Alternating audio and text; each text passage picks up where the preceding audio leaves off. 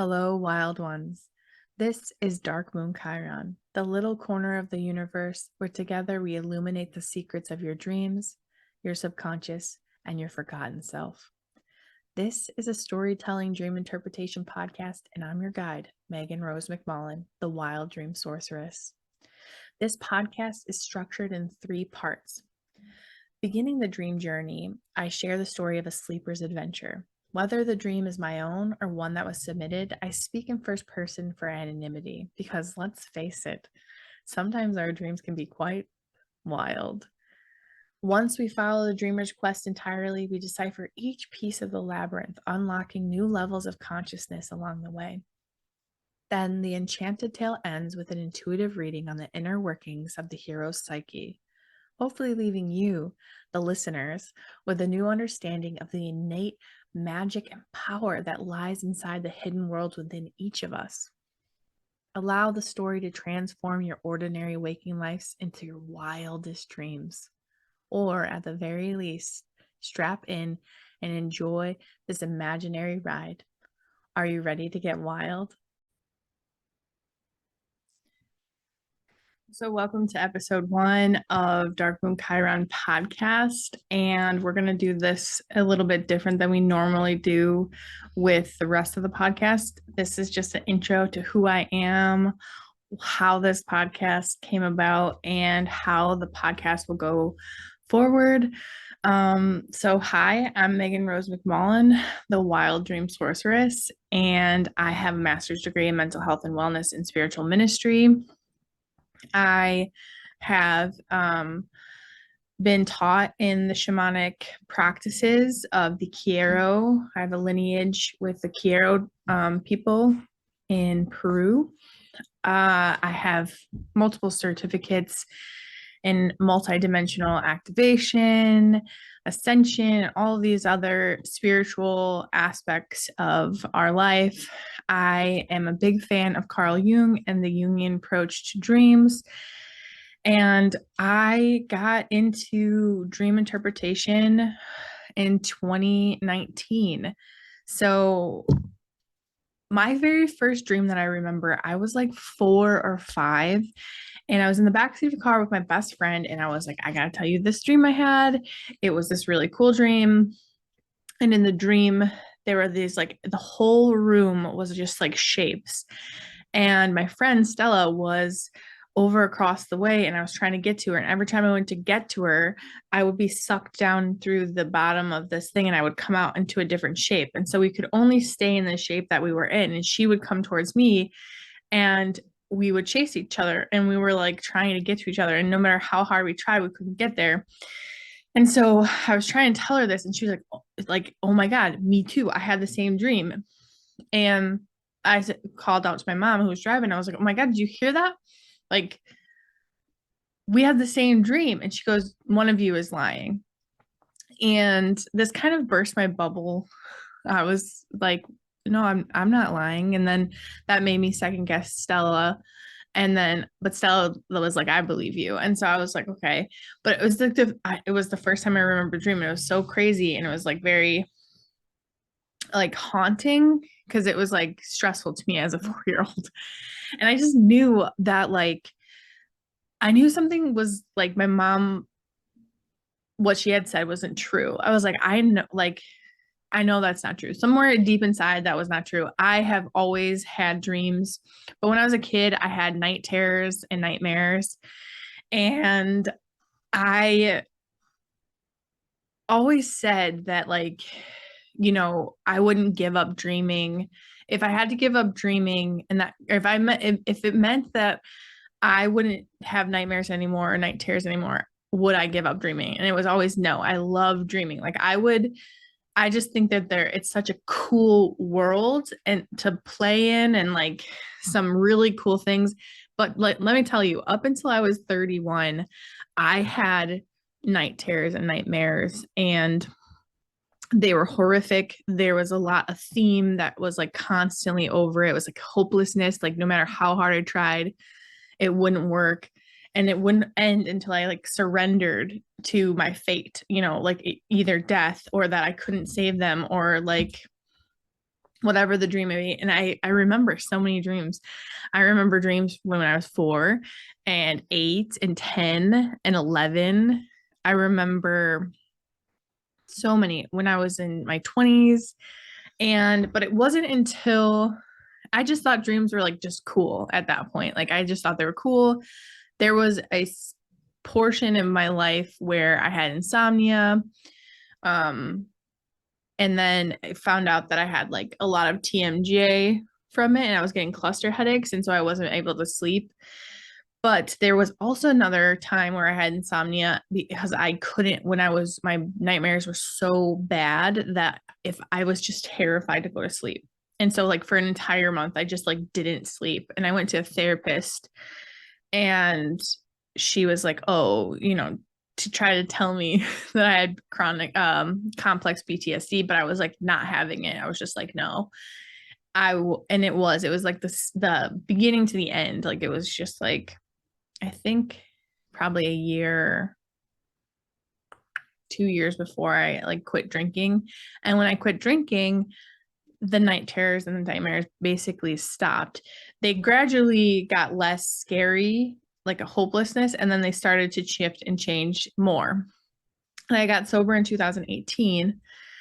And by 2019, I started having dreams where I was recording them. So I had this amazing dream. You're going to hear it coming, Goddess Freya dream. And it kind of like shook me to the point where I knew it was really important. Like I knew I needed to record my dreams. And I knew that dreams were really important to me. But I just didn't know what or why or how. And so that was like November of 2019. And then I started recording my dreams. And then I started learning about like Toltec dreaming and the art of dreaming. I started learning about Carl Jung and like the collective unconscious. And I got really excited about all of these things because I was like, for a really long time, I had been in therapy, like trying to figure out what was wrong with me, right? What was wrong with me, why I was self-sabotaging, why I hated myself so much. I don't even know. I can't even explain. Like I had so much self-loathing, which is one of the reasons why I was like drinking all the time, is that I just hated myself. I hated my life. I was in relationships where I was trying to be loved so much that I would love myself, which inevitably, hindsight is always 2020. I probably shouldn't have been in relationships, but when you're young and naive, you think like, oh, this is going to change you.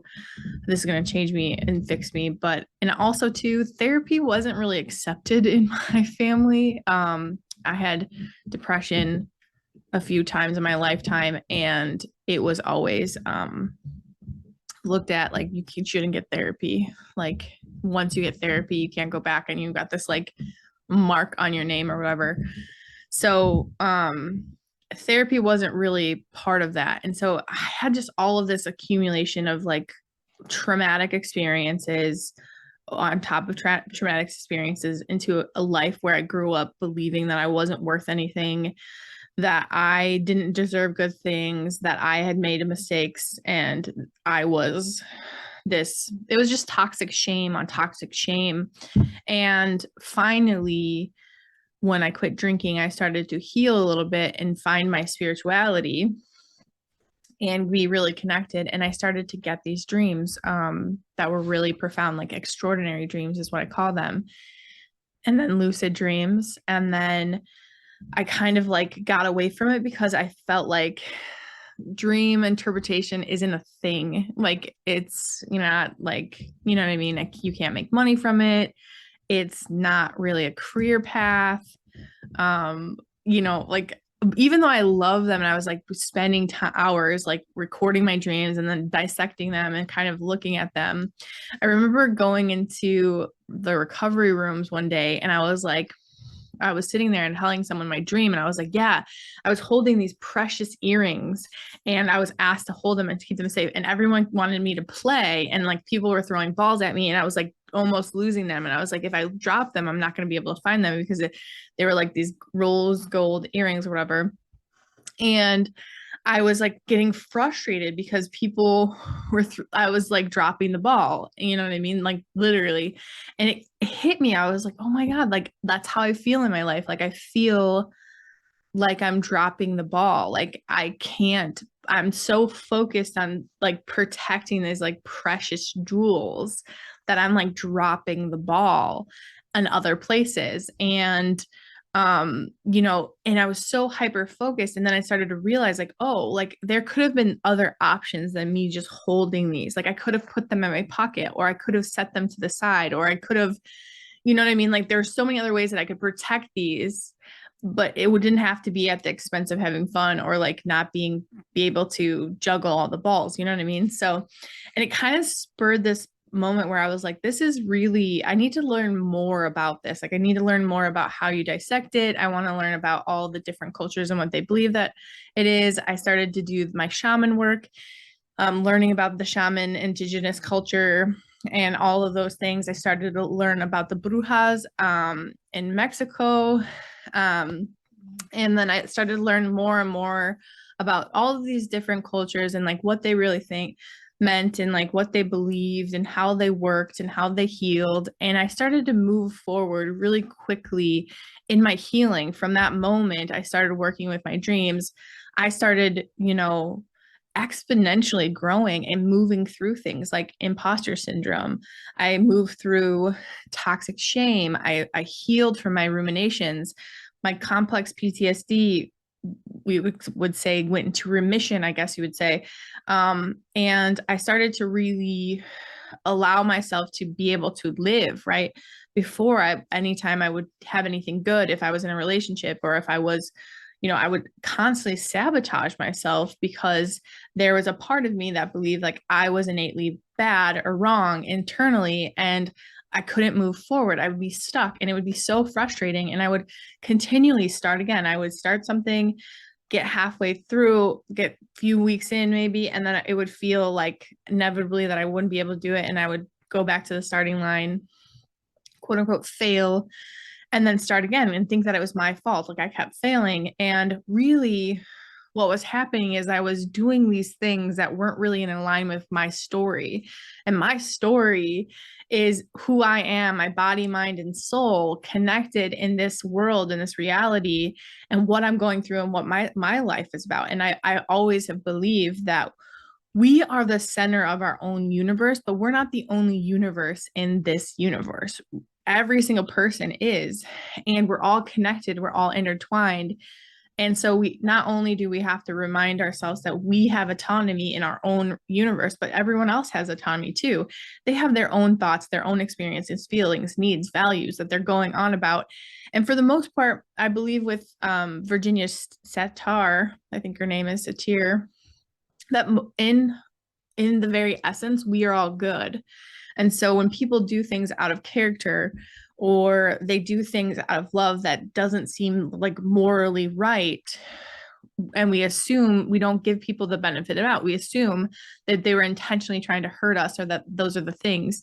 But inevitably, I kept going back to this, like hurt people, hurt people. I was one of them and can still be one of them. You know what I mean? And I was like, why is this? Why is it that even though I'm working through these things, that I still inevitably am self-sabotaging, or I am creating these cycles of patterns where I just repeat the same mistake over and over again. And I'm not learning, but I feel like I'm learning, right? And so that was when I started to get into shadow work, which is all about the dream world. I started to get even deeper into how can I use my dreams to like create the life of my dreams, right? And I really love that a lot of shamans believe that we are all dreamers and we're dreaming this world into being. We're either dreaming when we're asleep or dreaming when we're awake. And what we can do, what we dream when we're at nighttime is what we bring into the waking world. And we are trying to dream our world into being and hopefully evolving, expanding, and doing better for not just ourselves, but for everyone, and kind of creating this new paradigm. And so that's kind of where I've been working for the last like 3 years, is really trying to figure out how to use my dreams to, one, heal from old wounds and move forward, to reduce my mental and emotional intolerance, and increase my stability in this sense of like being able to have emotional intelligence, reduce my mental ruminations, heal from addiction, heal just as much as I possibly can. And I feel like I have done a lot of growth in the last few years for dream interpretation in myself, and I've helped other people move forward out as well in their journeys of going forward and moving forward, healing, growing, personal development, whatever you would like to call it.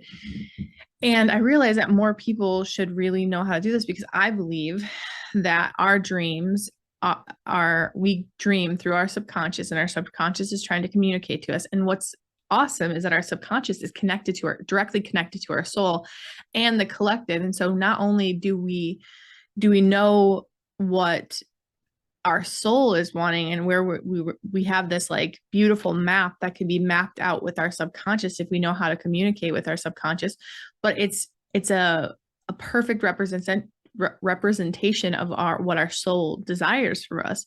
And since we have free will, our conscious ego runs the show in our conscious waking world, and it's not directly connected. It's like separated from our soul, because we aren't consciously aware of what's happening in our subconscious, which is what connects us to our soul. And our soul is connected to the divine and the collective conscious, and thus past, present, and future. And so this is an amazing tool that I think is underrepresented. And I started to realize, like, no, this is exactly what I want to do. I love this stuff. I love dreams. And when I quit my job recently, I don't know, 5 months ago, I realized that like I needed to follow my joy, but I wasn't 100% sure what my joy was. So I started asking myself, what's my joy? What's my joy? I guess I was kind of praying on it. And every time I would like second guess it, or like feel like I didn't know, I would end up having people in my DMs being like, hey Meg, can I get a dream interpretation? I had this crazy dream. Or I would have people like, hey, this is my friend and she had this crazy dream, and all this stuff. And I would be like, oh yeah, let's do a quick call and like talk it out or whatever. And then it became so apparent, like, this is my joy, that like this is the thing that I wanted to do and I wanted to help people with, because I do believe that you can make such great progress using in your life, using your dreams as the tool.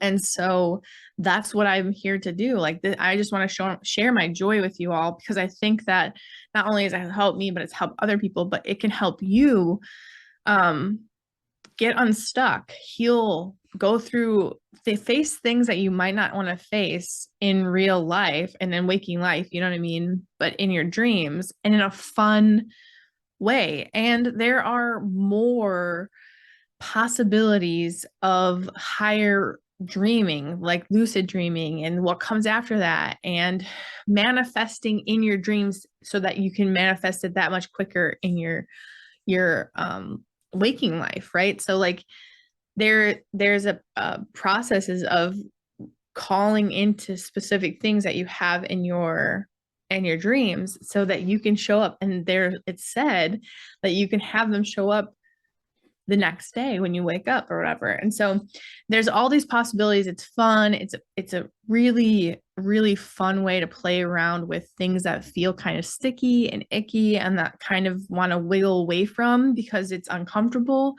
But I believe what Carl Jung said, which was, it is our responsibility to dive into our own streams of consciousness, pull out those things from our shadows and bring them to light. Because the more that we do this, the more we expand consciousness, we grow into a higher vibration, we bring more peace and calm and harmony into the world. Because if we ignore our shadow, it inevitably comes out and rules us, and it doesn't do so in a helpful way. It's very harmful and destructive. And I feel like that was a lot of my life where I was ignoring these parts of myself because I had identified with specific parts of who I was at playing the role. And when I wasn't paying attention to these pains and traumas, they inevitably come up and ate me and consumed me and led me through destruction, not only myself, but the people I'm around. And it created a lot more harm. So I know that there's a lot of suffering due to turning a blind eye to this pain and suffering of the world, and the spiritual bypassing that does, emotional bypassing, mental bypassing that we do because it's too painful. But the real truth is that if you really want to grow and evolve and to become a whole, like feel more whole and in your comfortable in your own skin, right? At home in your own skin and on your own body, then you have to come to know all aspects of yourself. And so I'm going to show you a picture right here. This is the Carl Jung's description of what's really happening. So we have the conscious world, which is on the outside. This is our waking life. And then we have the unconscious world, which is the shadow realm or dream world, the consciousness that's underneath, right? And so the waking world is what we're aware of, and the unconscious of what we're not aware of. It's our inner world, the inner world. And a lot of people are scared to find out who they are. They're afraid to like really know because they're afraid of what they'll find. And I'm here to tell you that anything that you find or that comes up in your dreams, your subconscious knows you to a T, your whole heart. And anything that would be coming up, you are ready to face, and you can face it in that moment, but it's a choice. You get a choice, right? So in the outer world, we have our ego, and our ego wears the identity role or roles. Like, I'm a daughter, I'm a mother, I am a dream interpreter, I am a student, I am spiritual, I'm a spiritual guru, I'm a shaman, you can say whatever you want to. I'm a accountant. You can say those things. But then when you have something that's the opposite of that, right? So I'm accountant, and you feel like an imposter because you're accountant who doesn't manage your own money properly, right? So you've identified as accountant and everyone sees you as an accountant. But in the background where no one sees, you don't manage your money well. And so you feel this opposition, this pull, right? And so your conscious world sees the accountant, but your unconscious or your shadow says, absolutely not, you're a terrible spender. You have impulsiveness and a gambling problem. And that's your shadow, right? But here's the real trick about this. The shadow, so these masks that you're conscious, they're called masks or roles, right? So your conscious mind wears the mask of like an accountant, right? And your shadow also wears a mask, but a lot of times we're not aware of what mask they are. And Carl Jung calls this the anima and animus, as you can see in the picture. And so when we're dealing with the animus shadow or our shadow, we have to kind of figure out what mask it's wearing and why it's wearing that mask. So for this accountant analogy, maybe the reason is because I actually have a lot of trauma from my childhood, and I stole some money when I was a kid, and I got in a big trouble.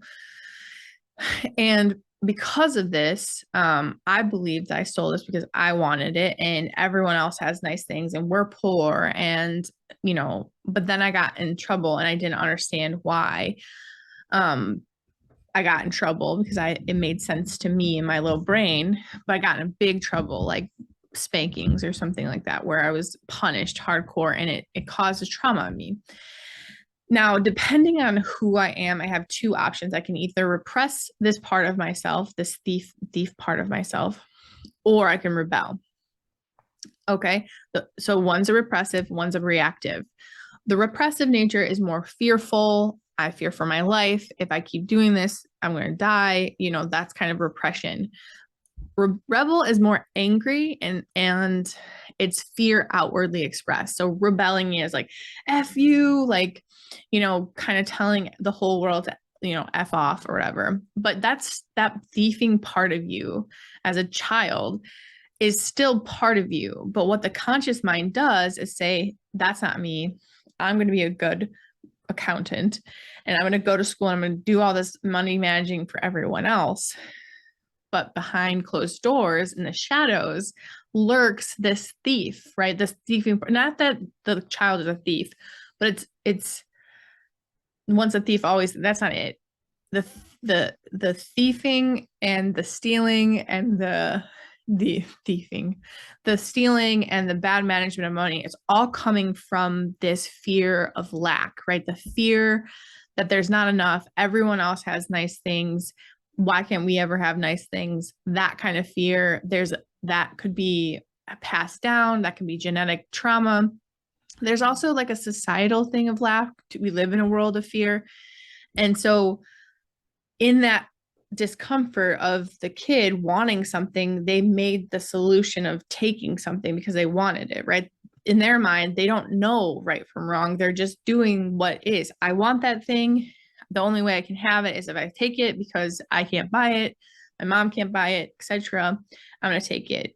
And then the consequences of that action was punishment to the point of trauma, more trauma on top of that, which is then creates this part of us or this fragmented part of us where we believe that we have two options. We can either repress it or we can rebel against it.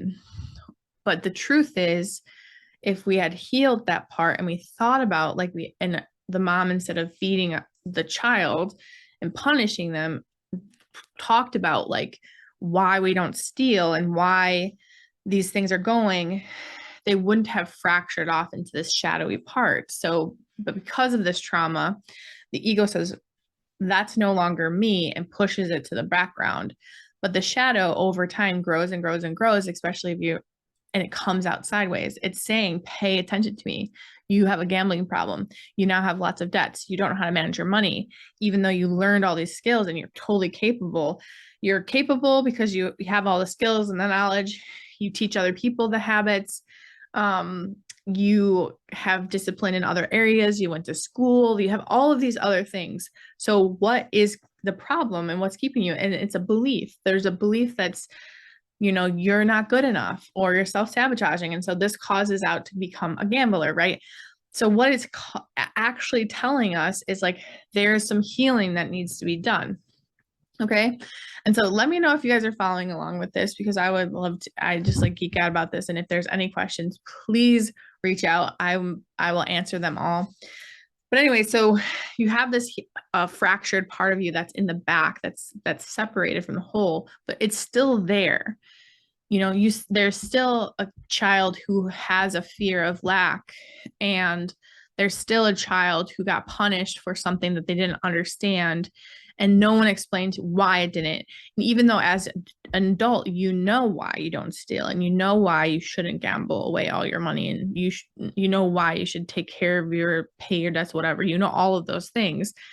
But there's still a little part of you, a little kid that has this trauma, fear that was ingrained in them.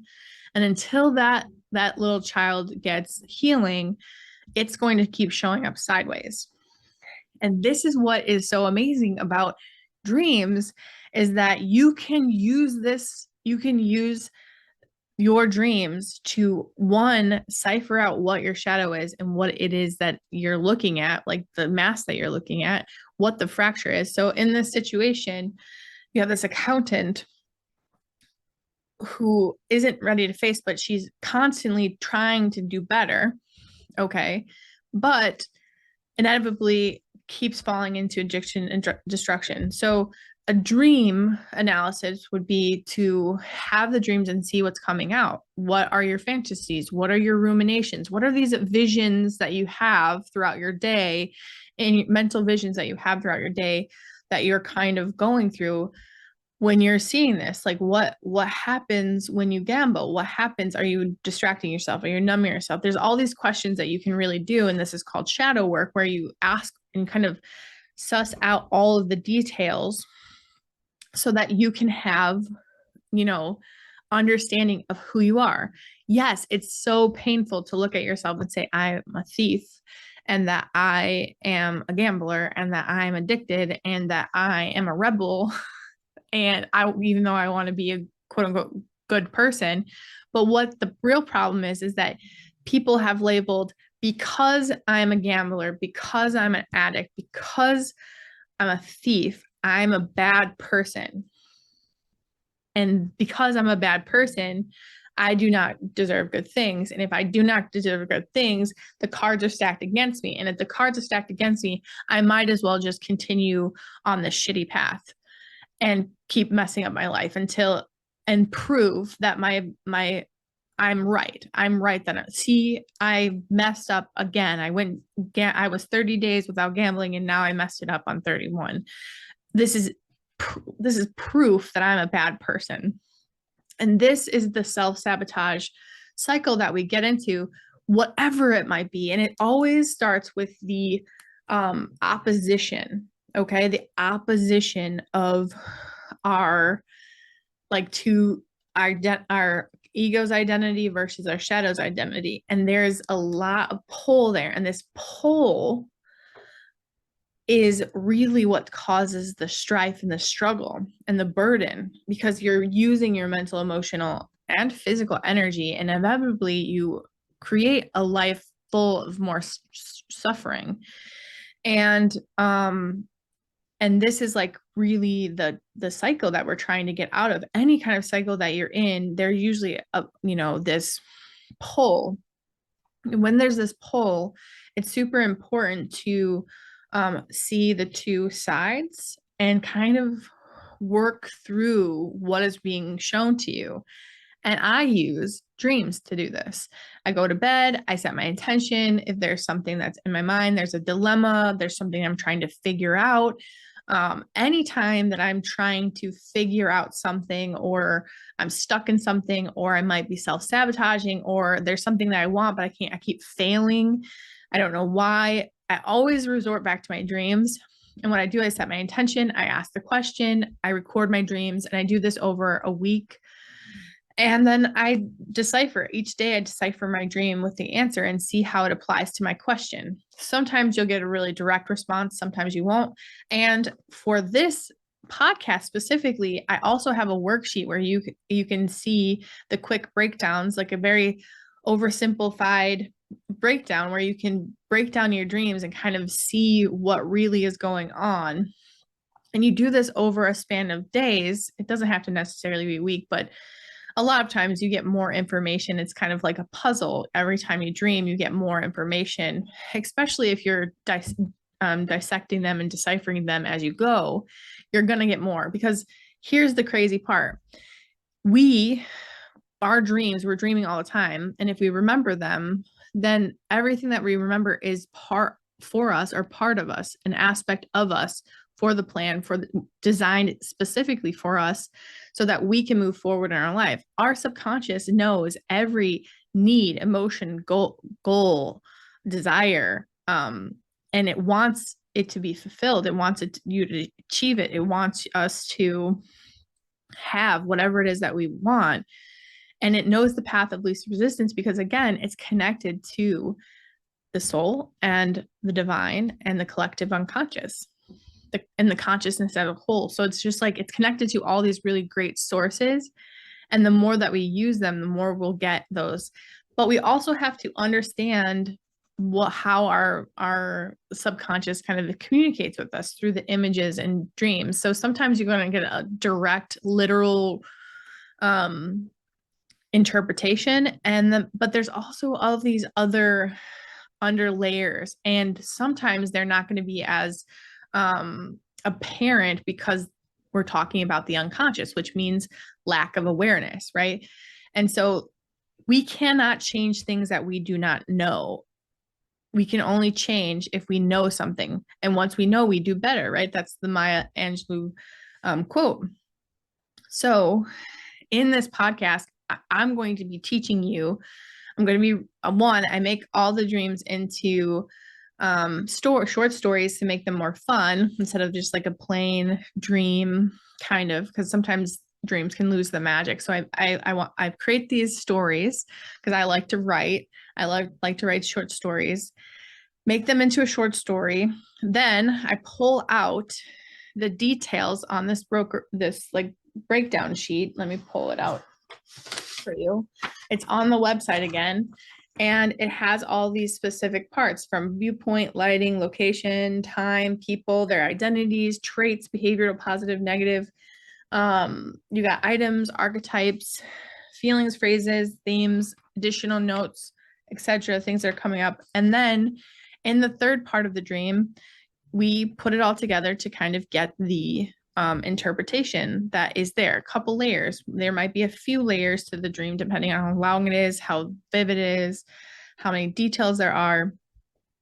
And that's what I'm really here to do. I'm here to help you realize that sometimes the identity that we have, our role that we have identified with, is in direct conflict of what our subconscious or our shadow is. And that opposition, that back and forth, causes so much strife and so much energy to be expended that we are exhausted, we're overwhelmed, we're burnt out, we're trying, but we keep failing. We don't seem to get things right. We're trapped in addiction. We're trapped in cycles of toxic shame. We're trapped in cycles of dating the wrong people or dating people for specific reasons. And then when they get too close, you run away. We're, executive dysfunction. There's lots of things that come from being in constant battle with yourself. And the biggest part is that you cannot kill part of the self without killing the whole self. So being at battle and trying to kill off part of yourself is inevitably trying to hurt yourself. And if you're trying to hurt yourself, you're not going to hate yourself or tough love yourself into a person that you love. The only way that you're going to find true self-love and true motivation that comes from inspiration rather than desperation is through finding these aspects of yourself, seeing them, accepting them, loving them, and eventually loving them and integrating them into the whole, so that you're no longer at battle with these parts of yourself. Because even if people disapproved or punished you or said that it was wrong, these parts of ourselves are still part of us. And the more we ignore them, the more that they're going to come out sideways. And when they come out sideways, they do harm to yourself and to others. And it's so important to know that there is a way out of it. And that comes from self-love and looking at ourselves in a way that's through the lens of our subconscious. And our subconscious loves us and wants to protect us, as well as get us to the place that we want, and through the path of least resistance. And so this is basically, again, what the podcast is going to be like. It's going to be basically these dreams that I convert into stories, the breakdown of the dream, and then the interpretation of the dream. And I'm also learning as I go. Again, I'm still new to this. I am been learning about the shadow and the dream world for 3 years. And so my plan is, as I get more advanced, I'm also going to be allowing other people, 1, live readings, 2, interviewing people who have more experiences in dream interpretation in the dream world, as well as opening up the podcast to podcast readings where you submit your dream and we decipher them together on this podcast. So I just wanted to kind of tell you where I started, why I love this, and where I see this going. And I hope that you enjoy this wild ride And if you have any questions, please let me know. And, I guess I'll see you on the next episode. So I don't know if you heard this, but we have a monthly meeting that shows up every 13th of the month where you can drop in and we can discuss everything dreams, dream content, dream meanings. How do you know the shadow work, anything like that? We talk about it and we meet every month, and you can be a part of this group. You can drop in what it is. You can buy 3-month packs, 6-month packs, annual. It's there. And this community loves dreams. And so you're never going to be like, hey, guess what I dreamt last night? And someone's not going to go, oh God, don't tell me again what you dreamt like that. Nope, not here, not in this community. We love dreams and we want to hear all about it. So if you want to, drop in the show notes in the description and be a part of the dream group. Love it. Thanks for listening to Dark Moon Chiron. I hope you found what you're looking for and enjoyed the ride. If you'd like to share your dream adventures with the world, please head over to our website, darkmoonchiron.com. If you've enjoyed this podcast, there are multiple ways to donate and support us. You can find them in the show notes. All content shared in this podcast is copyrighted by Dark Moon Chiron Incorporated 2022. All rights reserved. None of its content can be used without prior authorization. So until next time, dream big and be wild.